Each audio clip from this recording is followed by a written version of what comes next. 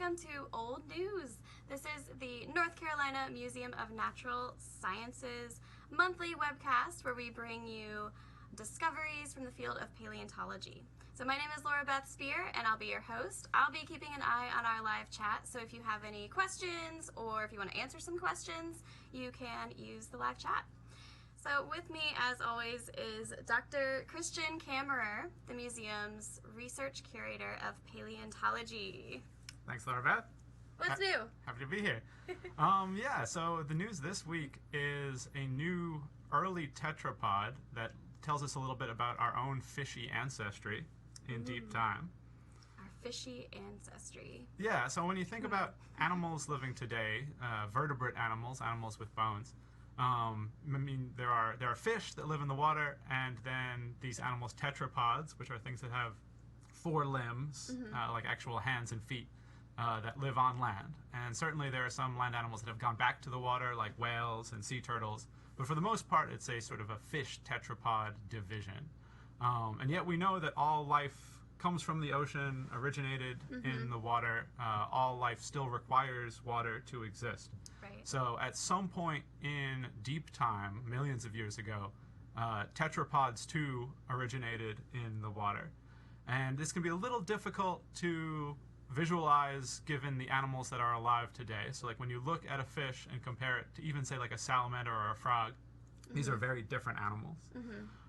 But there are some fish even today that help bridge that gap between the two.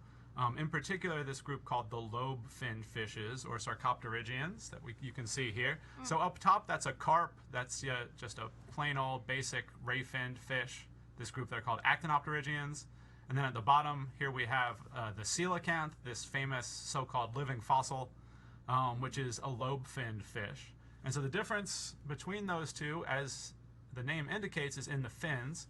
So if we look here, to the left, there is a carp fin, and to the right, there's a coelacanth fin. And so the carp's fin is totally made up of these little rays, hence ray fin, whereas the coelacanth does have fin rays, but at the base, it has this lobe. And so that it's a fleshy lobe, and that actually it's homologous, which means that it's the same thing developmentally and evolutionarily as tetrapod arms, as arms like ourselves. In fact, if you look at the skeleton of a lobe-finned fish down to the lower right there, that drawing, you can see that in that lobe it has the same bones that tetrapods have in their arm. So it has the humerus, the radius ulna. It's basically just a much more simplified version of the tetrapod arm. So already there is this intermediate between what we might think of as a typical fish fin and the limbs of land animals. And why lobe fins first evolved and how they got onto land has been one of the most interesting and sort of mysterious questions in paleontology since its inception, really. I mean, since the beginning of paleontology as a science. In the early 20th century, the prevailing hypothesis was that these lobe-finned fish were actually hauling themselves up onto land, and that's how they started evolving towards being tetrapods. So if you can see this reconstruction here, this is showing some early lobe-finned fish. These are things like Eusthenopteron from around 390 million years ago. This was the hypothesis, that these animals are living in ephemeral pools. Those are lakes and ponds that are drying out seasonally. And as they dried out, the fish inside them that didn't have lobe fins would just die, and the lobe fins would sort of like drag themselves out of the water and climb over until they could find. Looks pretty clunky. Yeah, I mean, these would not have been particularly graceful creatures on land. And so this was inferred to be happening back in the Devonian, which was sort of like the heyday of the lobe-finned fishes. So nowadays, lobe fins are very rare. There are over 30,000 ray-finned fishes in basically all throughout the ocean, any freshwater you can think of, whereas there are only 4 living lobe fins, 3 types of lungfish, and then the coelacanth. Oh, wow. Okay. So they're greatly reduced in number, but in the Devonian, they were very common. And if you think about the Devonian Earth, here's a picture of it's very different than it is today. So you just saw that globe in the background. to remind you of the modern world. In the Devonian, you can't even really recognize the modern continents. So most of the land area was in the southern hemisphere, which is the opposite of what it is today. Also, even the majority of continents like North America and Europe were south of the equator, as well as all of the modern sort of southern hemisphere continents. Go ahead. Well, so this is how long ago? 400 million years? So this is between 400 and around 355 million years ago. Do they think that, like, what was happening on land at this time? Were there plants? Were there, do we know enough about land at the time to know what was there? So land, actually, it has not been colonized by organisms for the entire Phanerozoic, so the entire period of time when complex life has existed. But at least by the Silurian and probably even by the late Ordovician, which are the two periods a little older than the Devonian, more in sort of the 450 million year range. We know there are early simple plants on land. In the Silurian, there are also at least primitive arthropods like insects and millipedes and things on land. But as far as we know, there are only tetrapods starting in the Devonian. And a lot of them, here just to point out when the Devonian is, so modern times to the left, and then you're going huge amount of time back into the Devonian, so much, much earlier than the dinosaurs, which are shown sort of in orange there. So in the Devonian, there are fossils of these first tetrapods, and they've mostly been found in the Arctic, so in like Greenland, in Arctic Canada, and in northern Russia. But at that time, those were close to the equator, and so those were very tropical environments where these sort of amphibious creatures could live.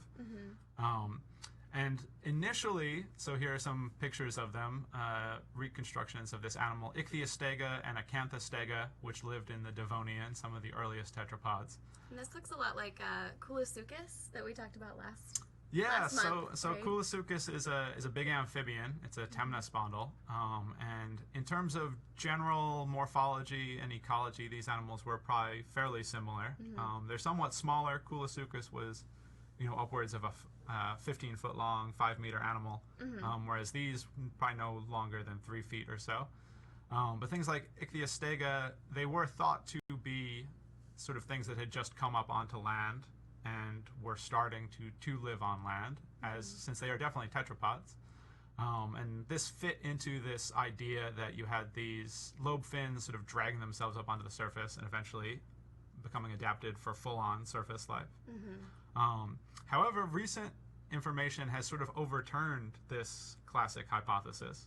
So there was a lot of work done on these animals, Ichthyostega and Acanthostega, in the 1990s by British researchers like Professor Jenny Clack and Mike Coates.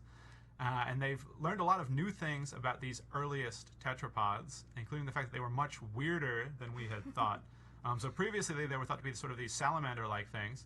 But if you look at this reconstruction of the arms of Acanthostega, you'll notice it has some very unusual characters, even compared to something like a salamander today. Like, can you see anything that particularly jumps out about this? Well, yeah, the first thing that stands out to me is the number of fingers. Yeah. Phalanges. Yeah. How many does that have? So Acanthostega has 8 fingers. Okay. Ichthyostega has 7 fingers, and then there's also this animal Tulerpaton, which is another very early tetrapod that has 6 fingers. So nowadays, sort of the set number of digits in vertebrates is 5. So like we have 5 fingers, 5 toes. Most animals have 5 fingers. That's sort of the basic developmental architecture of the hand, and the foot is 5 fingers. And yes, sometimes those are lost. So you can have groups with fewer than that, or like horses that have just like 1 hoof. But and salamanders, I think they have 4. They have 4, yeah. Yeah. But sort of the ancestral condition is 5, and it was always thought that the earliest tetrapods also had 5. Like you went straight from having a fin to 5 digits, and that is sort of set in stone genetically. And now we know that that's not the case. We know that these earliest tetrapods actually had polydactylous hands. So polydactyly, we've talked about before in the context of some marine creatures. but it's when you have more than 5 digits on a hand or a foot. And it seems like, yeah, these things started out as polydactylous and then gradually reduced the number of fingers, eventually sort of settling on 5 for whatever reason. For one thing, these early tetrapods were more diverse and sort of more aberrant than we previously thought. We've also, even more recently than that, there's been more information on sort of like the fishier side of this transition, thanks to the discovery of this animal called Tiktalik in Arctic Canada, which looks like this. So you can see this here. So Tiktalik was another Devonian creature. This one looks a lot fishier than Ichthyostega and Acanthostega. You can see it still has fins. It very much looks like a fish. And it's a more basal, it's an earlier type of animal. With that said, it does have some key differences from fish. So fish don't have necks. Like when you think about fish, it's just the head attached to the body. Whereas almost all tetrapods, like ourselves, we have necks. We can move the head independently of the body. So could Tiktaalik, even as fishy as it was. So I guess fish can't really turn around. They can't like turn their head, just their head around, right? No, they have to turn their body around. That's probably a very silly question, but you just made me realize that fish can't. Yeah, a fish can't look behind it unless it, moves its entire body. Right. But How inconvenient. A lot of fish do have lateral vision. So we have binocular vision or stereoscopic vision, where we look directly in front of us, which gives humans and other primates very good depth perception, but it does mean somebody can come up behind us and attack us. Would never, yeah. Animals that have eyes on the side of their head have near 360-degree vision. So a lot of fish are like that. A lot of herbivorous animals too, like deer and cattle, have sight like that to avoid predators.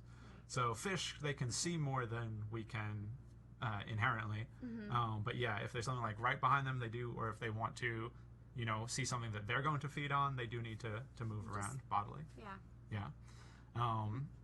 Incidentally, there is one fish that sort of has a neck. It's the salamander fish that lives in northern Australia. But there's always with these names. There's always an exception to the rule. So yeah, there's this Lepidogalaxius animal that has a neck, but it's not related to lobefins. It's just totally independent. Okay. So the Sorry. No worries. The other thing, other than a neck, that Tiktaalik has that's interesting. So if we can look at this diagram again, is that it has a wrist. So showed before that the lobefinned fishes have the same bones in the arm that we have, but then they just have these like fin rays at the end of them. In Tiktaalik, so one of the great things about a wrist is mobile. A wrist is jointed. We can move around the tip of the limb, the autopod, relative to the rest of the forelimb.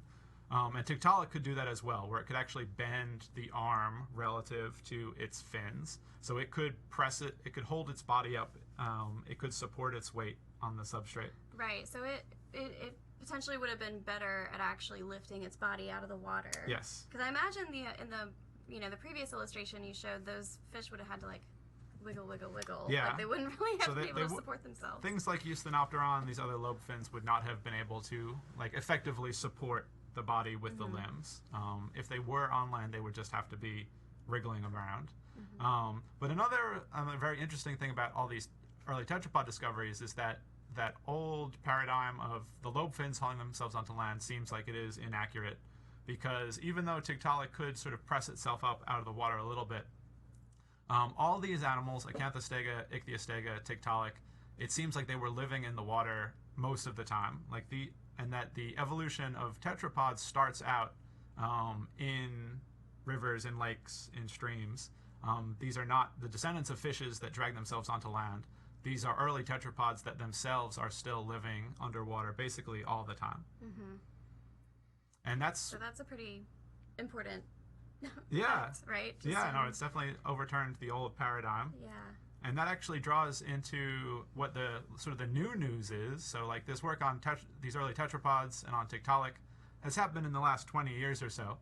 But just in the last week, there was an exciting discovery out of Russia of a new early tetrapod, actually perhaps the oldest known. This is from around 370 million years ago. This is an animal called Parmasegas, which is also, it's from northern Russia. So in this now Arctic, formerly equatorial belt. And it's a very strange looking animal, even relative to these other early tetrapods. And the reason for that is it has these very weird eyes, these giant eyes that are sort of on triangular housings way up high on the skull. So if you compare Parmasegas, which is in blue there, to some of these other early amphibians and early tetrapods, like the one underneath it, most of their skulls are pretty low and flat, and they just have eyeballs that point straight up, which is what you would expect if you were an animal living in the water and waiting for prey to sort of swim overhead. Right. Parmasegas, on the other hand, you can think of more like a modern crocodile or sort of a caiman, in that it has these eyeballs up on the sides of the head, probably to be above the water, to be looking at what's going on, maybe even on land. And this animal, you know, we don't know what it was eating. We don't have gut contents. It's known from a lot of material, but fragmentary material from near shore. So either marine or estuarine, a limestone in Russia.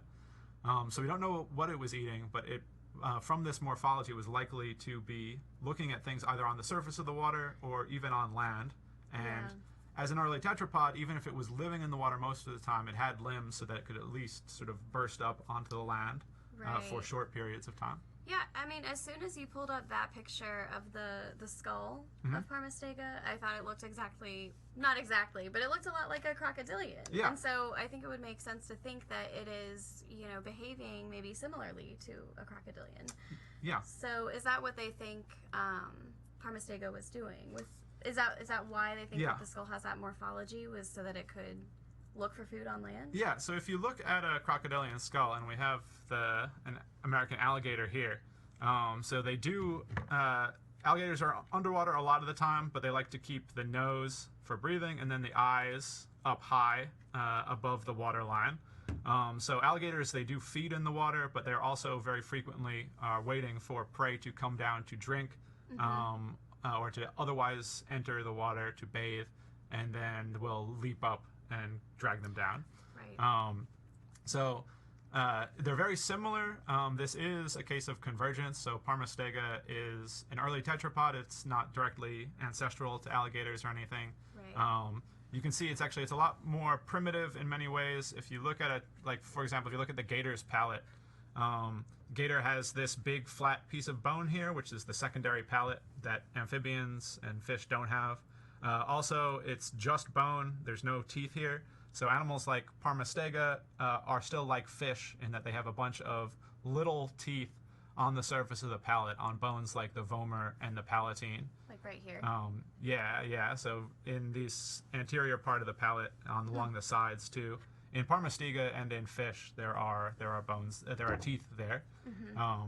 Whereas most living tetrapods don't have them. Although palatal teeth are retained in a lot of extinct tetrapod groups.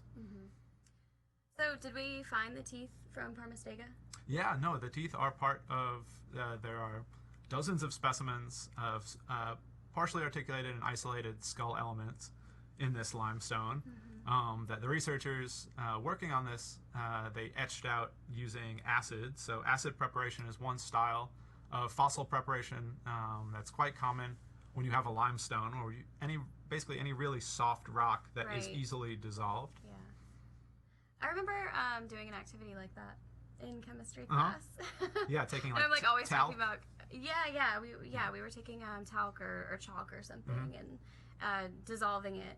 So we have a few questions from the people that are watching live, so I definitely want to get to those. All right. But I do have a quick question.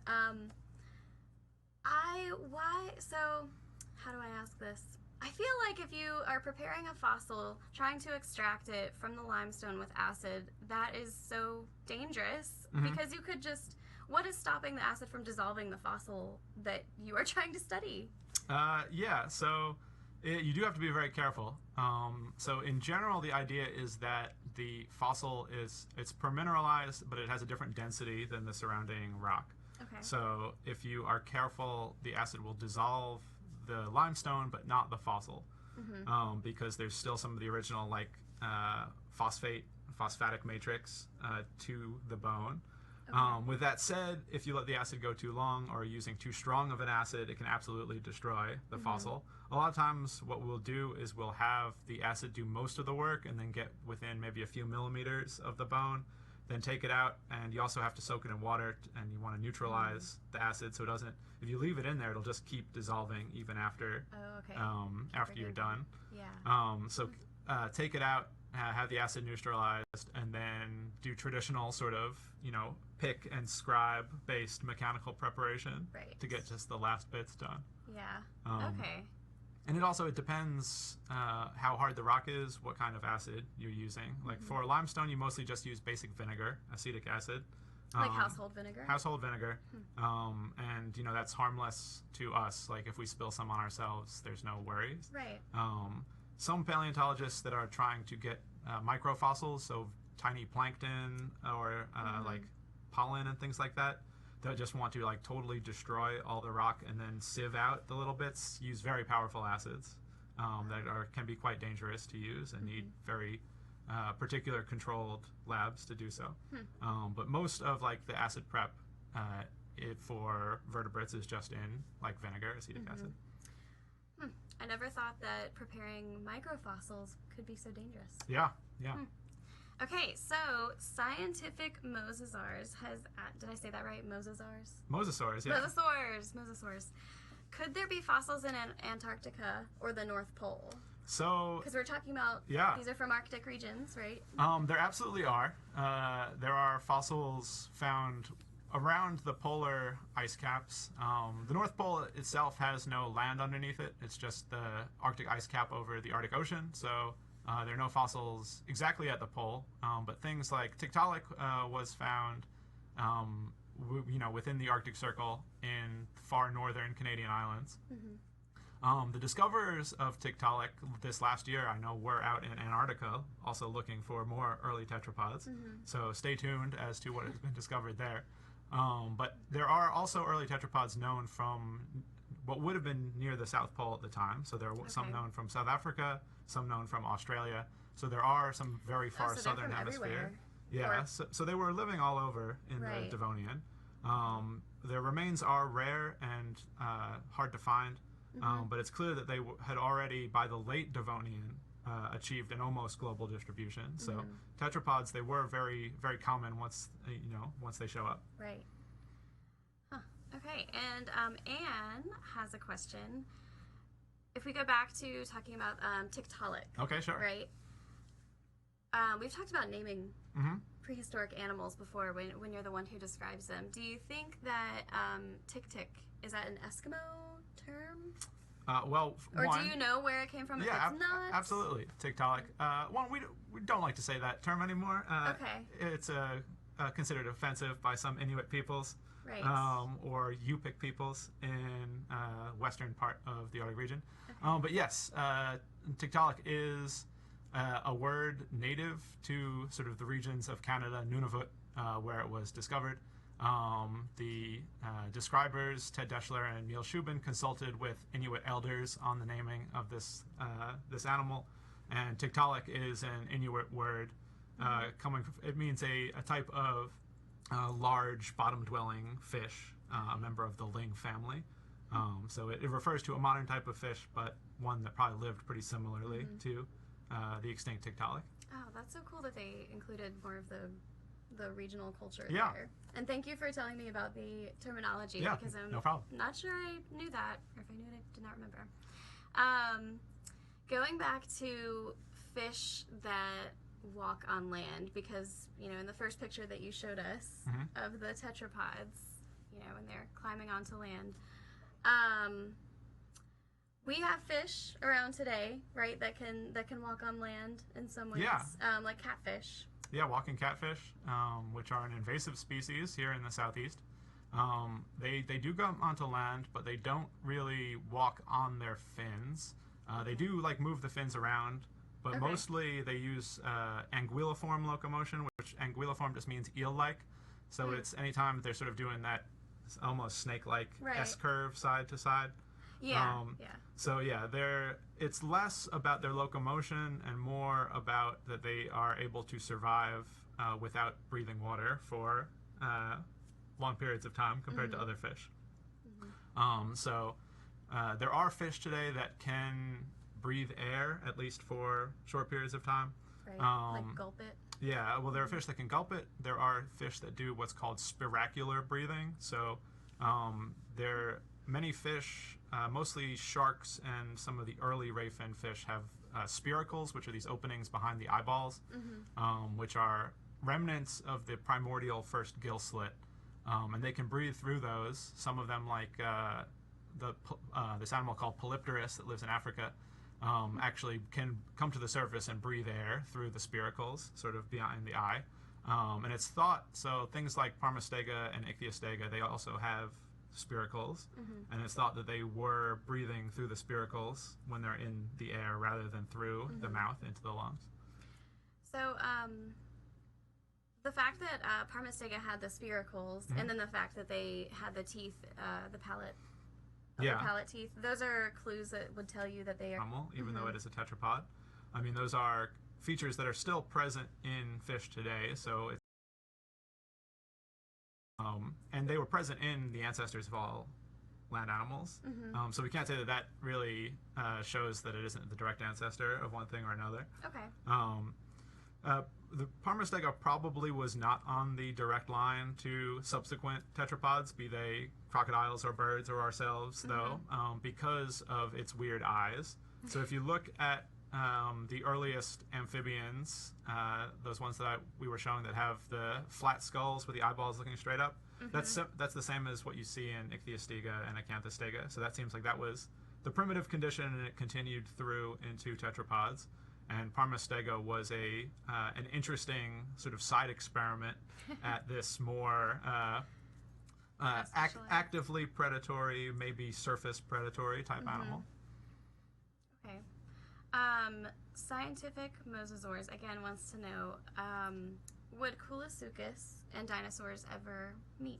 So Koolasuchus, this animal that we talked about last month, that is a big Cretaceous amphibian, so much later than Parmasega. Yes, it was living well into the age of the dinosaurs. It was found at a locality that has a dinosaur material there. So yes, Koolasuchus definitely coexisting with dinosaurs. Not even like early dinosaurs. Like these are some of the Cretaceous animals. And the things that it lived with were mostly like small ornithopods, small plant eaters. So it may very well have been feeding on dinosaurs at that time. But going back to Parmasega, that would not have met up with the dinosaurs. No, right? so it That was was a little too old. Yeah, it was like over 200 million years Before. too early. Right. For even the earliest dinosaurs. And it's very far removed from dinosaur origins. Like we coexist with birds as living dinosaurs, but we're 65 million years removed from things like T-Rex and Triceratops. Right. And that seems like a long time until you think that these things like Parmasega were living, nearly 400 million years ago. Right. So, yeah, really, really deep ancestry of the tetrapod lineage. That's so cool. I have a couple more questions about Parmasega, Okay, and then sure. we're getting really close to our 30 minutes. Yeah. But since they remind us so much of amphibians, right? Salamanders and frogs. It's just made me curious. Do we know anything about their life cycle? Because frogs and salamanders have such an unusual life cycle. Yeah, we don't. Unfortunately, with these Devonian animals, we know next to nothing about their reproduction or their life history. Their fossils are incomplete. And really, we only have fossils of near adult specimens, so we don't know if they were even if they were laying eggs or giving birth to live young. So, we think of mammals as giving birth to live young, but there are reptiles that do it. There are fish that do it. Many sharks do it. It's quite possible some of these early tetrapods were giving birth to live young as well. Even if they did lay eggs, I think it would be next to impossible to get them preserved. Because when if you look at some frog eggs, they're gooey. All amphibian eggs are not great at preserving because they're basically gelatinous. Yeah. And even things like even things like reptile eggs that are leather-shelled. We don't have no fossil record of leathery eggshells. No fossil record. No fossil record. So it really is primarily like... It's like hard-shelled eggs. So basically dinosaurs and birds, Okay. Birds as living dinosaurs, Wow. are the only things that have eggs in the fossil record. With maybe a few really exceptional cases. Like there's one supposed pterosaur egg that probably almost certainly is the case. Right. But yeah, and that's in a really exceptional preservation. That's in those Chinese beds that are ash fall, that have all the feathers and all the fur and even the guts preserved. So you need preservation that's good to really get these leathery eggs preserved. Right. One last question. Okay. It's the most important one. How big was Parmasegas' skull, and do you think that it could have bitten my hand off? So it had pretty formidable teeth. I think it would have given you a bad wound if it bit you. As an animal, it wasn't particularly giant. I mean, it's pretty big for the time. But these early tetrapods in the Devonian, they're all around a meter long, so around 3 feet long. Tiktalik was bigger. Tiktalik was maybe twice that big. But yeah, the early tetrapods are mostly pretty small. If you went out into the ocean proper at that time, you would encounter some terrifyingly large Devonian fish. They had this group called placoderms, so things like Dunkleosteus and Dinichthyes, and there you're talking about an over 30-foot long animal with bone blades for jaws, and powerfully armored skull, able to crack open other armored fishes. So yeah, those would be, I mean, some of the most formidable predators of the Paleozoic were out there in the Devonian, but probably not anywhere near these little early tetrapods. Right. All right. Well, thanks for that. I'm gonna have nightmares tonight Ah. thinking about placoderms. Just Placoderms? Yeah, placoderms. Okay, placoderms. Just be glad they're dead. Yeah, right. I know people are always talking about megalodon and how creepy they were also big and, scary. Would have been scary. But what you described just now. Their was jaws weren't terrifying. just made of blades of bone. Yeah. Okay, with that, we are gonna say goodbye. If you have any other questions that you think of, you can always email us at outreach@naturalsciences.org. And please join us for the webcast next month. It will be on Tuesday, November 26th, same time as usual, 1 p.m. And thank you for watching live, and thank you for your questions. Yeah, thanks. Thanks. Bye. Bye.